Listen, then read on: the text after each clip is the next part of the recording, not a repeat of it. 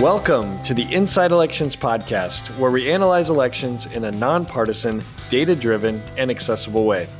In this episode, we'll talk about what we're seeing and hearing on the ground at the 2024 Democratic National Convention, and we'll talk about how the switch at the top of the Democratic ticket is rippling through down-ballot races, and we'll do it all right here in beautiful Chicago. Buckle up.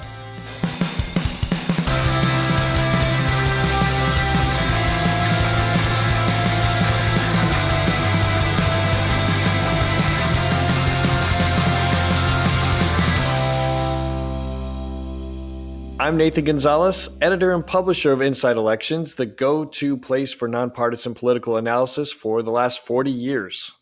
And I'm Jacob Rubashkin, deputy editor of Inside Elections, and we're coming to you live from our lovely Airbnb, not sponsored, in Illinois' 7th District, which is represented by longtime Democratic Congressman Danny Davis. Yeah, for now, but Davis has faced, challengers in his primary for the last couple cycles as he has gotten a little bit older. So we'll see how long he's able to hold on to this seat. But for now, this is his. So for those of you that are watching on YouTube, even though we are in separate windows, we are in the same place, just a room away. Our Airbnb here is a little nicer, Jacob, than our Milwaukee accommodations? Yeah, I mean, look, ultimately what we're here for is the conventions, and the benefit of where we are right now is that we're, just a couple minute walk away from the United Center, which is where most of the main events are happening at the DNC this cycle, which we're going to get all into later in the show. Yeah, and just to give people a look, I'd say behind the scenes or something, this convention in Chicago compared to Milwaukee where we were, this is a more spread out. I mean, we are right now where we are less than a mile away from the United Center, which is where the Bulls and the Blackhawks play. And that's where the evening programming that you see on TV, where that's all taking place. But then throughout the day, it's kind of at the events are at hotels around the city or in the West Loop downtown area or at McCormick Place. So it just feels it's more spread out compared to Milwaukee, where everything was kind of centralized to a few block radius. So it's a little bit of, for those of us that are doing both, it takes some getting used to.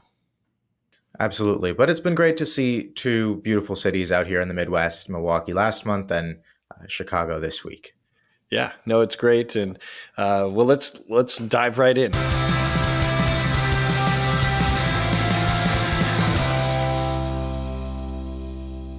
Before we talk about all the developments of the last couple of days at the convention, what else has been going on? Jacob, kick us off.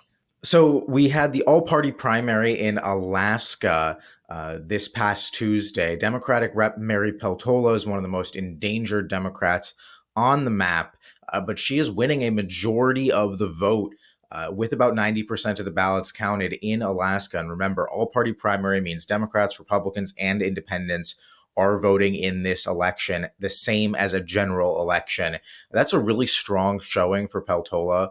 And Republicans are really no closer to solving their own issues in this race as their two candidates, Nick Begich and Lieutenant Governor Nancy Dahlstrom, finished second and third. And that's important because Begich had said that if he finished third, he would drop out of the race. But because he finished second, both of those candidates are going to head to the general election. They landed at 27 and 20%. And that sets up a 3-person ranked choice election in the fall. And if that sounds familiar, it's because that was the exact situation in 2022 in the special election and the general election that allowed Peltola to win her seat in the first place. Yeah, and we have this race rated with a Peltola advantage. And this is the type of seat, well, Democrats, because they need to gain 4 seats, they need to hold all of their own, would be extremely helpful. But Trump's still going to win Alaska, and so Peltola has to overperform, but might be helped by this dynamic. Last week in Central Washington's 4th District, Republican Dan Newhouse received just 23% in that state's all-party primary. Newhouse is one of the last remaining House Republicans who voted to impeach Trump, so it's not a surprise that he's struggling with Republican primary voters. But this, we'll say, modest vote total doesn't bode well for him in November. He'll face fellow Republican Jared Sessler in the general election after Sessler finished first in the primary with 33%. A little bit different than what we just talked about Alaska and Washington. Everyone runs together from both parties, and the top two move on to the November general election. Now, Newhouse received 25% in 2022, and he survived the general election, but that was against another Democrat. So he's in a precarious situation. No matter what, a Republican is still going to hold the seat, but it just may not be Newhouse. And, we talk a lot about change in party control, seat switching hands, but sometimes it's just as important the dynamic that goes between two members of the same party when one succeeds the other. And I think this would be a pretty clear-cut case where Newhouse, a pretty unassuming legislator, of course, voted to impeach Trump after January 6th, versus Jared Sessler, the former NASCAR driver who was endorsed by Trump against Newhouse for the specific purpose of getting him out of the race. So even though it would be two Republicans, there are still distinctions that are worth making. And for one, I'll be interested in seeing how Newhouse approaches this general election, given that his path to victory is basically he's got to win every single Democratic vote in that district, which is give or take about 40%, and then peel off at least a fifth or a quarter of the Republican vote. So how does he accomplish both those tasks, get a whole bunch of Democrats who have never really liked him, never voted for him before, to vote for him, while also continuing to keep a sizable contingent of the Republican Party in his corner? And if he can do that, then he'll get another term and he'll be one of the great political survivors of this moment. But it's going to be tough sledding ahead for the congressman from Yakima. Yeah, the purge of Trump dissidents in the Republican Party might get further to complete, if Newhouse is out. And there's a difference, I think, between sometimes in this case, Democrats might like Newhouse because he voted to impeach Trump, and he's been hasn't been a fallen in line like most other Republicans, but that's different than voting for him, right? That's some people. And so we'll see how if enough Democrats are able to care enough about him and what he has done to save him and give him another term. But Jacob, what else? There's one other incumbent that had some trouble in primaries recently. Yeah, well, not just trouble. In Missouri's first district, Cori Bush, the incumbent congresswoman, lost her primary to St. Louis prosecutor Wesley Bell. This was a very expensive race that drew a lot of national attention because some pro-Israel groups came in with millions of dollars that they used both to boost Bell and to go after Cori Bush for her perceived lack of support for items in the Democratic agenda. So Bell won that primary. He will be the next member of Congress from this very Democratic district. And Cori Bush does no longer gets to be a member of Congress, but she does get access to the very exclusive club that I wrote about a couple of weeks ago, the Primary In, Primary Out Club. Now that she's lost her primary, if we think back to a couple cycles ago when she won a primary against an established incumbent, Lacey Clay, and similar to Jamal Bowman, who beat Elliot Engel, Bob Good, who beat Denver Riggleman, there are quite a few members of Congress this cycle who got there by winning primaries and are now headed for the exits by the same manner. Yeah, and with Bush, the Israel-Gaza conversation or issue was certainly a part of the race, but that was not the only thing that was going on. And for subscribers to get a full rundown of what's happened in these primaries and other primaries over the last couple of weeks, we went through them in the most recent issue of Inside Elections. For this week's primaries, we're going to have those in next week's issue of Inside Elections. So if you're not a subscriber, you should subscribe and check it out, and we'll run through all those races. But let's get to our marquee topic of this episode.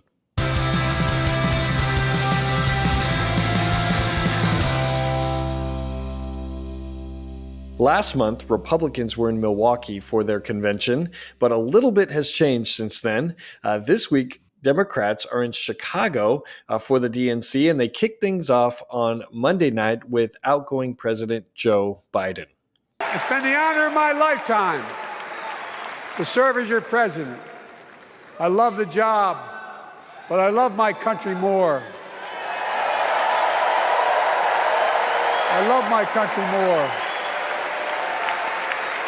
Well, Jacob, we're sitting here recording on Thursday morning, and this convention could have been very different, right? When we were sitting in Milwaukee, Republicans were energized, and it looked like coming to Chicago was going to feel like a political funeral. I mean, Trump was ascendant. He was on. Republicans were on the march, and now we're here, and Biden is speaking on Monday night instead of Thursday night when the presidential nominee speaks, and he kicks things off, and then he exits the stage. So there's been a lot going on this week. But Jacob, what has been your initial or one of your big takeaways?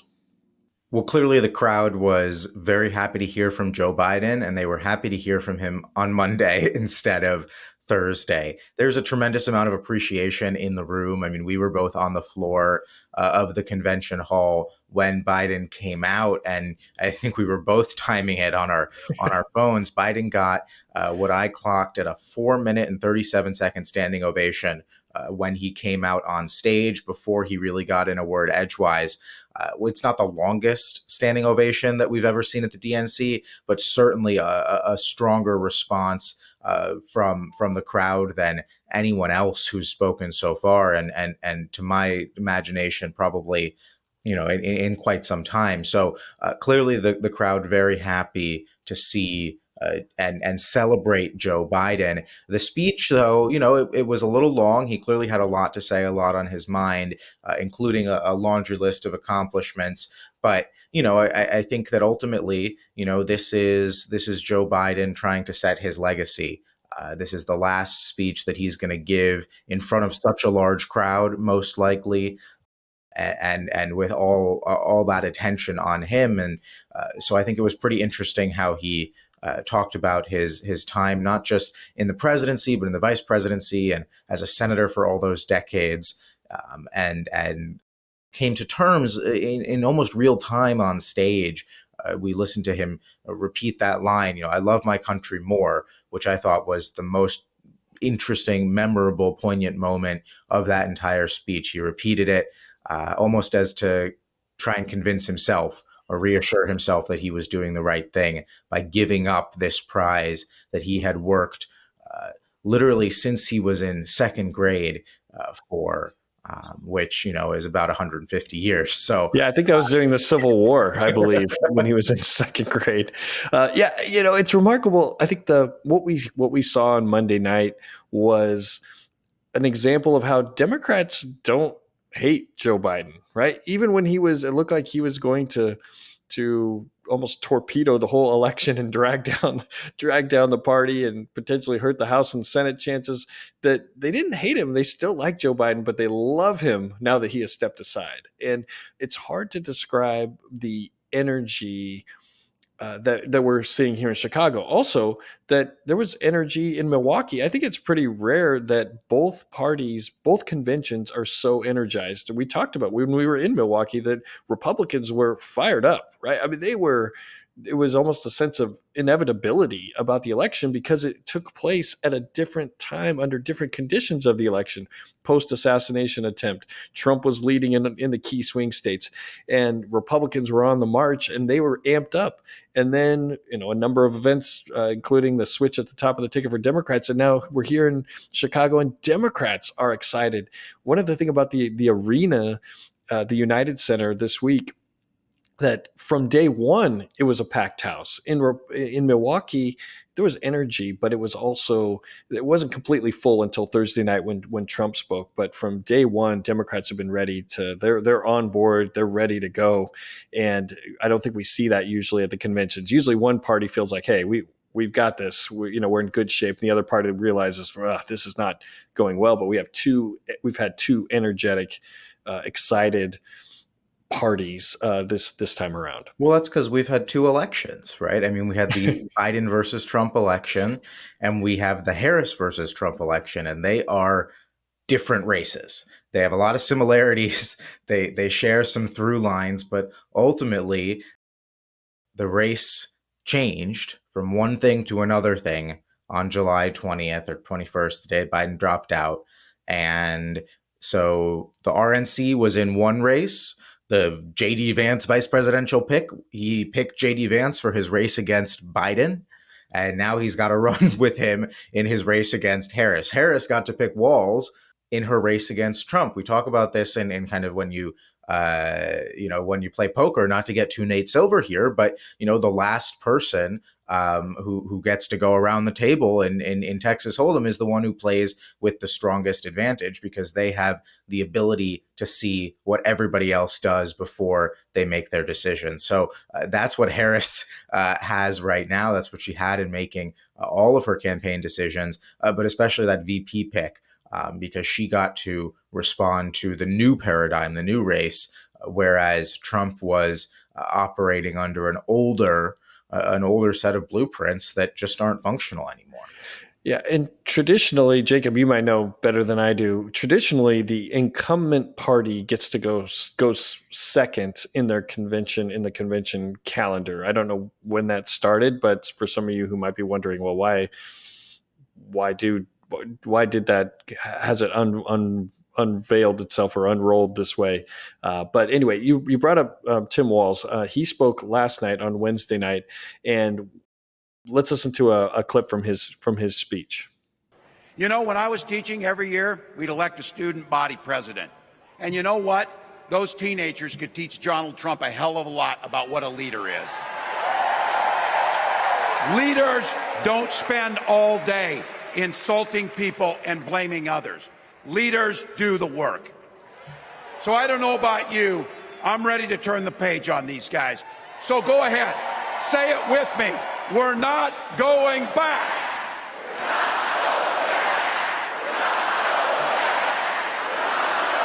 We've got something better to offer the American people. So, Jacob, a couple of things stuck out to, I think, both of us on last night, is that Walz's speech was short. I mean, it was around 15 minutes, right? Yeah. And that is remarkable. I'm sure that even those of you who are listening to this, who are political junkies and in the weeds a little bit, have not listened to every speech and every minute. There have been some very long speeches, but Walz coming in at 15 minutes, he was energetic. He did what he needed to do, and then he got out. But that clip showed one of the main themes that we're hearing at the convention. I think we're going to hear until November, and it's like that the Democrats are saying we're not going back. And that's a contrast, very contrast to not only Trump in his presidency, but the Trump message of make America great again, which again is kind of a going back message. And that has been one of the most powerful or loudest cheer in the arena each night. Look, this is the strength and the competitive advantage that Harris and Walz have, is that they're now the young ticket in this race. They get to run on the generational message that Republicans were absolutely hammering Biden on for the last 3 years. And that's a really powerful thing. She hasn't been president before. Trump has. She is under 60. Trump is almost 80. Walz is under 62, right? Because they're the same age. This is proving itself to be an incredibly powerful message, an incredibly powerful theme, they've really leaned into the forward-looking nature of their presidency. But I think that the most memorable moments of the night, when it came to Walz's speech, at least for me, was actually before the speech, when they brought out members of his high school football team that he coached back in Minnesota 20 plus years ago. Mankato West High School, that he took to a state championship after, I guess they really, really sucked. And he started as the defensive coordinator and whipped him into shape. And I thought that was really interesting, just because I was thinking about this later. I think that, white men of that demographic, white men who graduated college 20 to 25 or 30 years ago, are probably the most Republican demographic in the country. I mean, we know that kind of Gen X is the most Republican generation. We know that white men are kind of typically the most conservative and Republican of kind of the racial demographics. And so I would imagine, I didn't go and look this up, I would imagine that that group of voters, voters who won a state football championship 25 years ago, typically aren't voting for Democrats. And I thought it was really interesting, as they're leaning into Walz's persona, that they would center those kinds of voters literally on stage on the biggest night of Tim Walz's career. But the other thing, Nathan, you mentioned that 15-minute mark. Our friends at C-SPAN compiled a list of every vice presidential acceptance speech since 1984, and this was the shortest one among Democrats and Republicans. I mean, J.D. Vance spoke for 35 minutes, so he spoke for almost 20 minutes longer than Tim Walz did.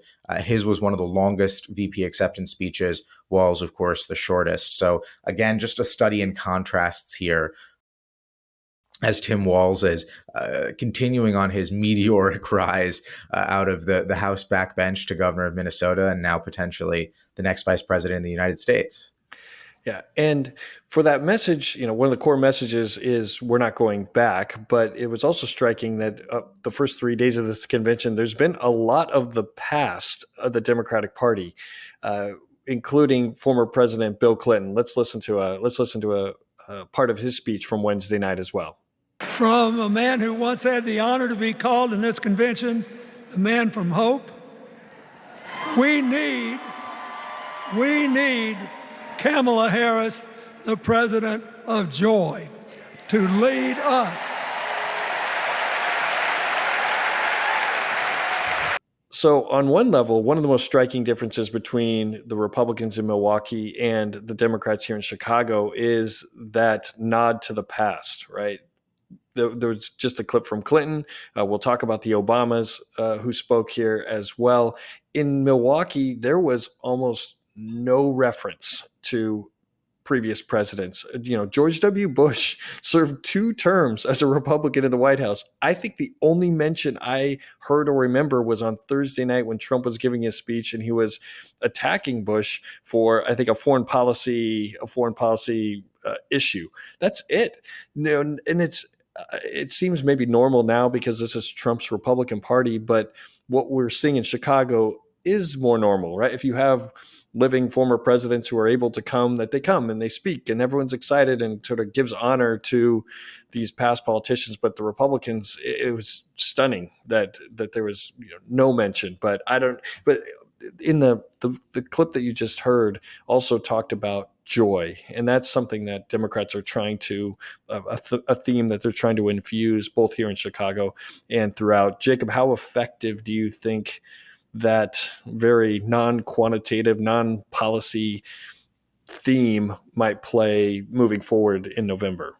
Clearly, it's working out for them so far. The joy, the happiness, the hope that is powering this campaign, and they show no signs of shying away from that moment. The Biden campaign, by the end, was really about, quite frankly, fear. I mean, it was entirely about fear of what a second Trump term would bring. It was not about so much any more forward-looking vision.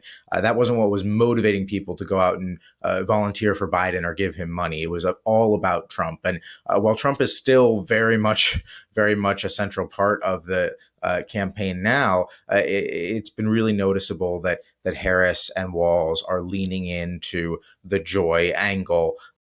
I think that it brings more people into the fold. It makes it easier to get people involved, engaged, talking about the race, happy to be there. Everyone who's at this convention is happy to be here. I think that part of the reason we've run into some logistical problems over the course of the last couple of days is just because there are so many more people here than the planners were probably anticipating a month ago when they were making all the decisions about the logistics and the entrances and the credentials and things like that.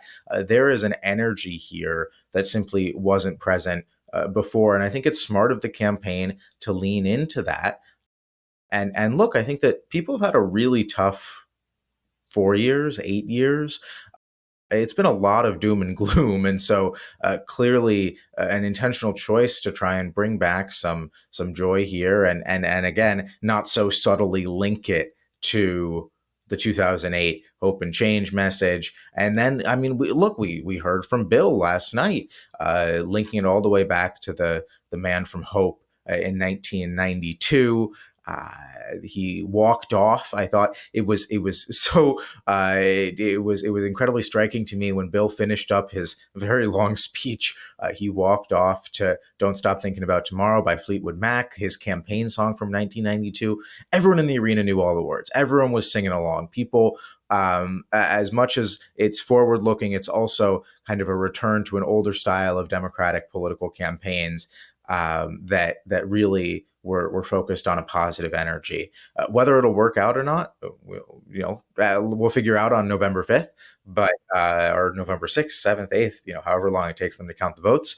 But absolutely, I think that it's been striking to see the joy. And look, I ran into a Democrat running for House in a highly competitive district who was at this convention, and I was kind of surprised to see them there because most House candidates are staying away. And I asked them why they were there, and they said, well, why wouldn't we lean into this? Everyone is so excited. Everyone is super joyful. This is a message we can all get behind. So of course I'm happy to be here. And I thought that was really striking and a contrast to how gingerly Democrats were treating Biden before he dropped out. And the joy message is not, it doesn't mean that Democrats aren't attacking Trump, right? I mean, they're going after Trump. This is still a campaign between Republicans and Democrats. And I know that some Republicans like to point out times when Democrats have looked mean or they're going after Trump and say, well, how can you do these two things at the same time? And I think you can. I don't think they are mutually exclusive. But one of the things that has struck me, again, contrasting since we're here in Chicago and we're just in Milwaukee a few weeks ago, is simple things like the merchandise that at the Republican convention, there's a lot of merch, a lot of Trump-focused merch, but a lot of anti-Biden, anti-Harris, pretty, I'll just say, profane, graphic, vulgar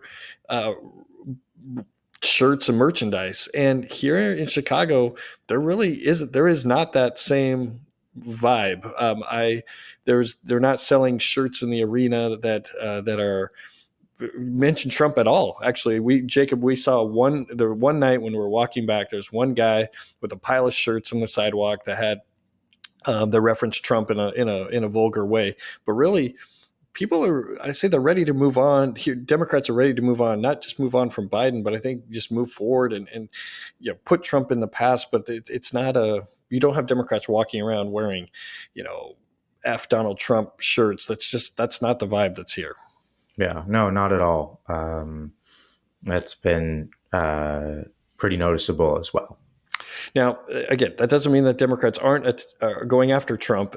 Michelle Obama, who spoke on Tuesday night along with her husband, he's a former president, but she had one of the more memorable lines of this convention so far.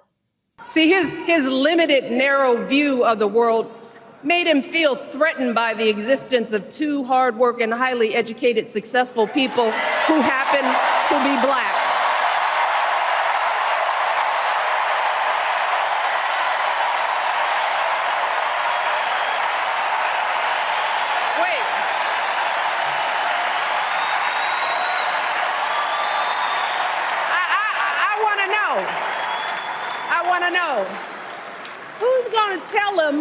Who's going to tell him that the job he's currently seeking might just be one of those black jobs?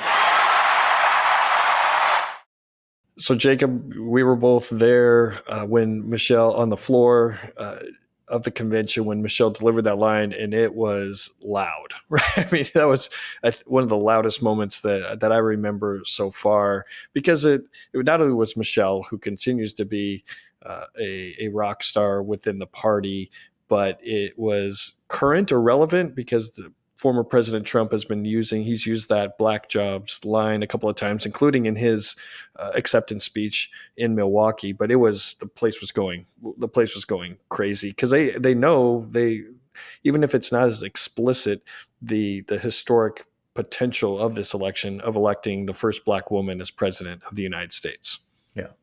Well, and Michelle, more than anyone else, I think, talked about that potential in pretty explicit terms. I mean, talking about the specific struggles that Black women face in American society in a way that a lot of other speakers were not discussing so frankly.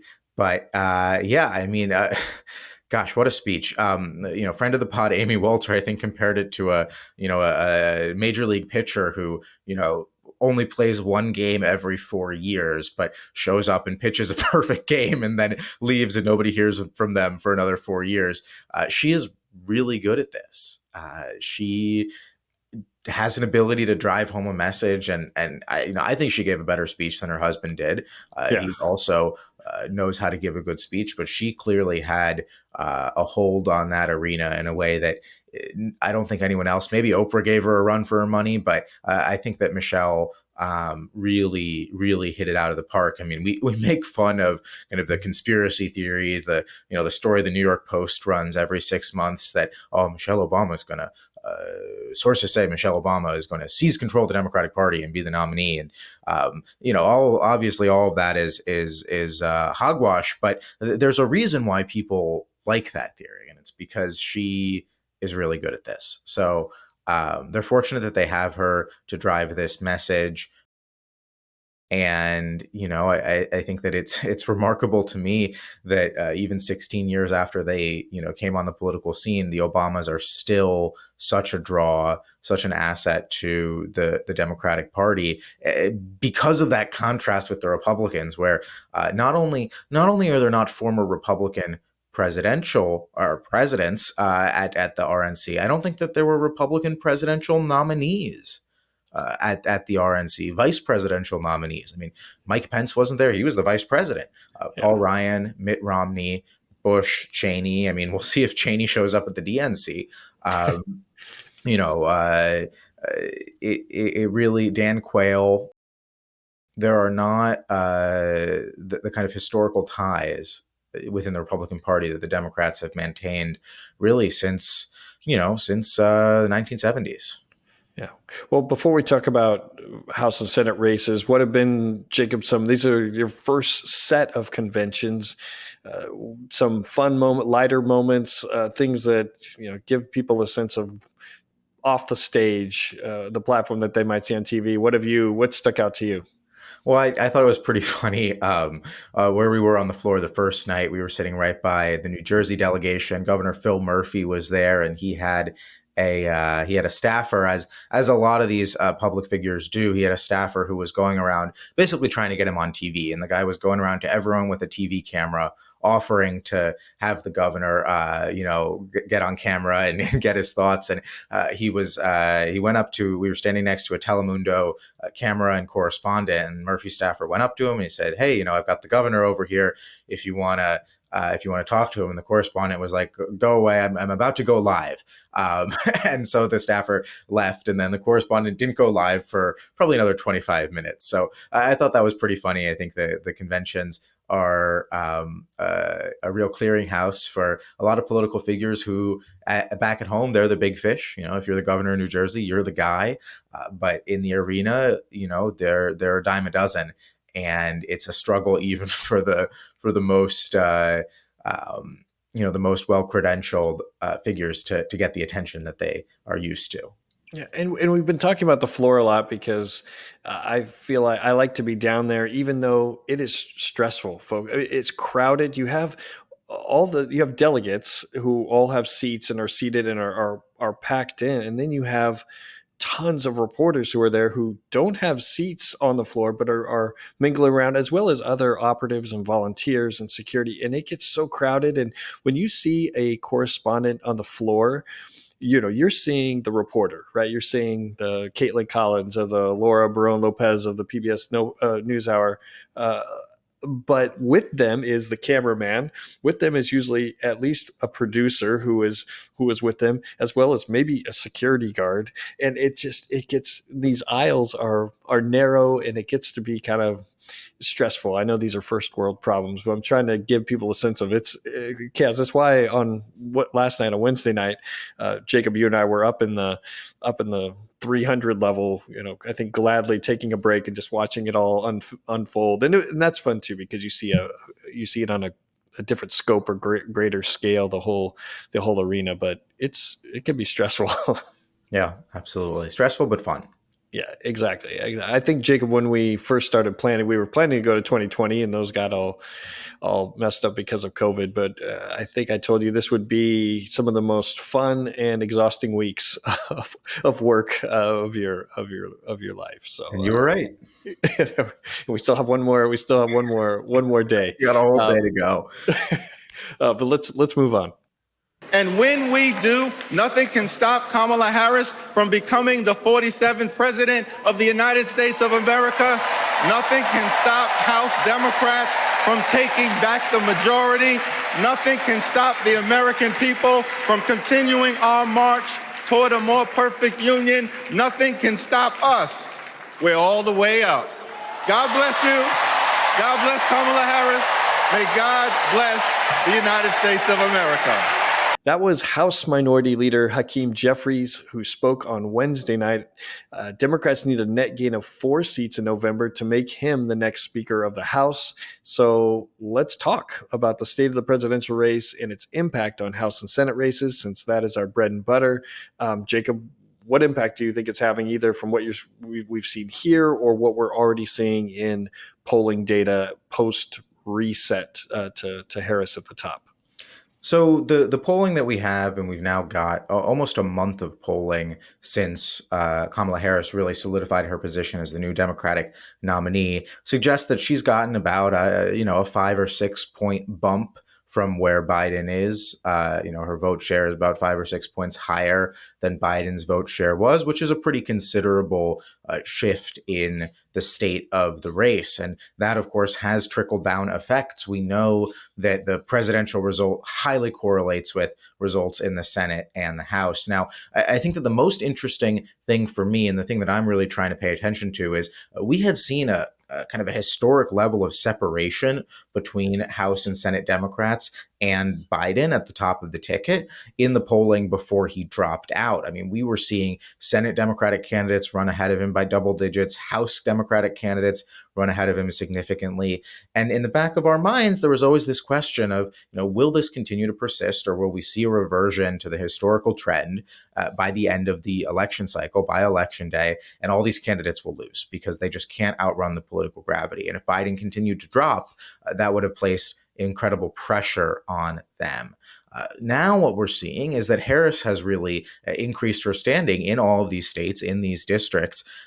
And while that doesn't necessarily mean that, every House Democratic candidate is also going to get a 5 point bump, right? Because I don't think that's really what we've seen so far. What it does mean is that their path to victory is just a little bit easier. It's a little smoother because they no longer have to win over so many Trump voters or RFK Jr. voters.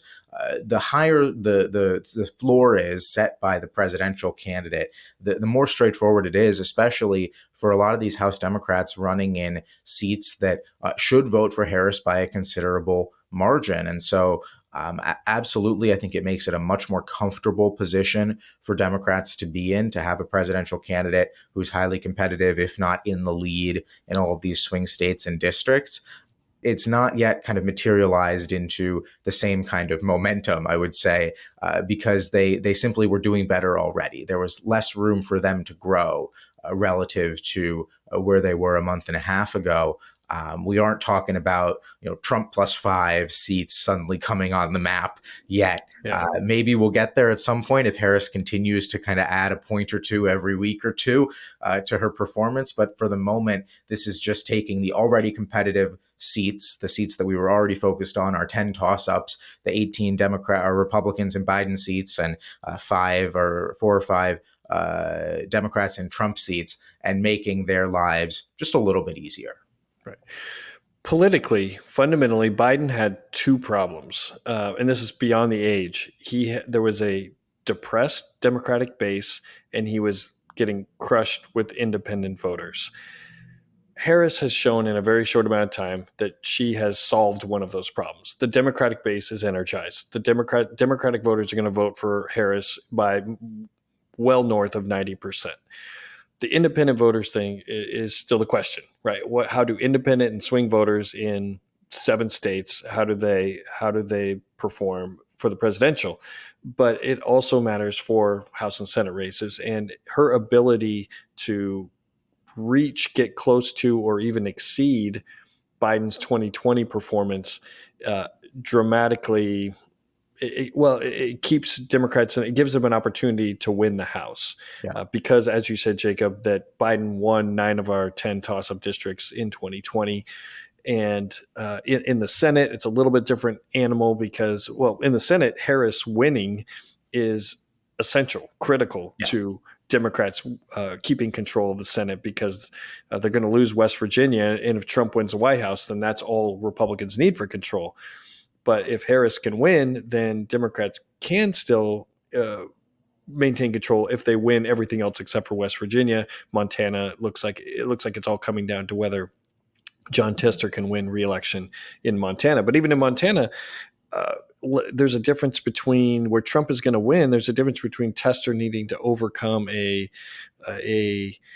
30-point, 25-point loss by Harris at the top of the ticket, or a 15-point loss at the top of the ticket. It decreases the number of split ticket voters that Tester needs in order to survive. So you're exactly right. It doesn't guarantee that Democrats win races, but it makes things easier. And we're hearing from Senate candidates, Democratic Senate candidates and House candidates, that they are seeing an influx in fundraising and an influx of volunteers who want to come to their campaigns and get engaged, because they were done with the choices of the Biden-Trump choices, but now they're excited and ready to be involved in a deeper way.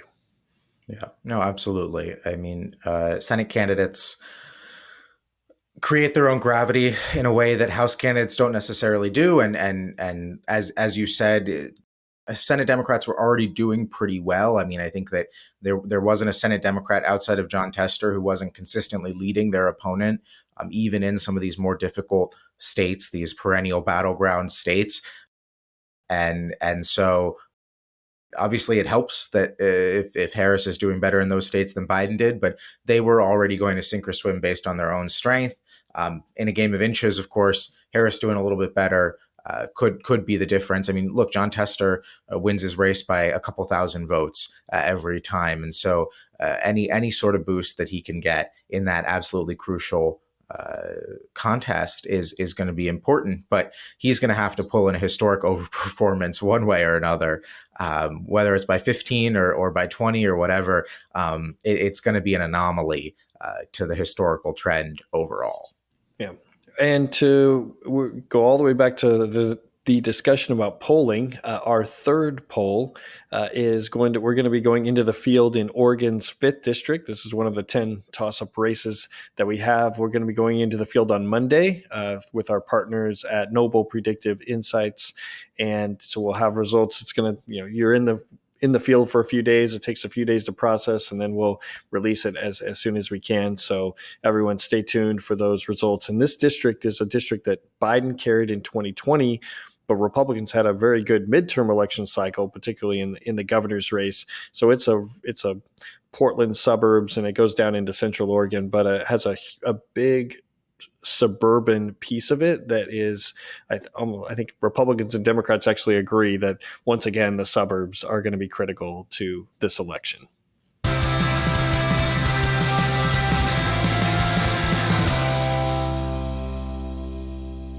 And now it's time for our final segment, Look What I Found. It can be anything that we have found or noticed recently. It's usually not political, but Jacob, what did you find? So I found a book called The Last Honest Man. It's a biography of Idaho Senator Frank Church, written by James Risen.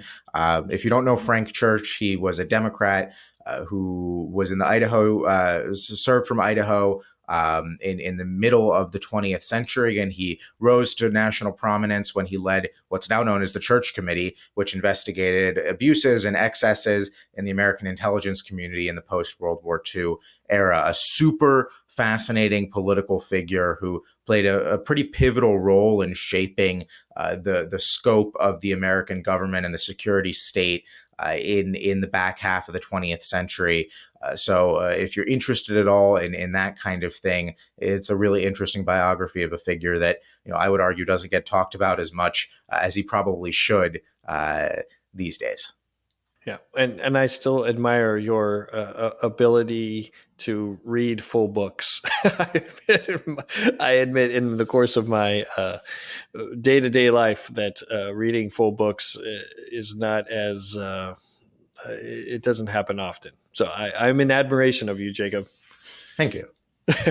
Well, I found that apparently Democrats love Jimmy Eat World. They're a band from Mesa, Arizona that I've been listening to for 25, probably more years. I have CDs of Jimmy Eat World that are older than many of the delegates here, but yet I couldn't get a ticket. They played here on Monday night at one of the parties. Every night at both conventions there are parties. They played a Wisconsin Arizona joint event on Monday night, and I admit I was not cool enough or hip enough or connected enough to get a ticket. So we're having a great time here, but I'm going to live with regret that I did not get to see Jimmy Eat World. They've been pretty politically active in the past. They did a concert for Senate candidate Richard Carmona way back in the Arizona Senate race a number of years ago, but it would have been fun. It was sort of circles of my life intersecting, but not enough to see their set. And you've had to hear about this all week. Yeah. I've been heard a lot more of this than I have Jimmy Eat World in concert. At least last night we did get to go see Joan Jett, it was a lot of fun. She was very impressive. 65 years old, still playing guitar and obviously doing lead vocals. That was fun. At least that was a fun time. Puts on a good show. There we go. All right. That's all the time we have. We looked at the first days of the Democratic National Convention here in Chicago, compared them to the Republican Convention in Milwaukee. We talked about the latest impact of the presidential race on House and Senate races. Thank you for joining us once again. At Inside Elections, we provide nonpartisan analysis of congressional, presidential, and gubernatorial races. With a combination of reporting and data, we break down the key races and bring valuable context to complex elections. Go to InsideElections.com to subscribe to the bi-weekly newsletter. We have individual subscriptions and group packages that are tailored for association and corporate PACs. If you like this episode, please subscribe, give us a rating, click the thumbs up on YouTube. If you didn't like today's episode, please email Jim Adkins. We also want to thank our producers, Alan Tazinski and Melissa Lenner of Pretty Easy Podcasts, and our associate producer, Conrad Tolosa. Please come back and join us again next time.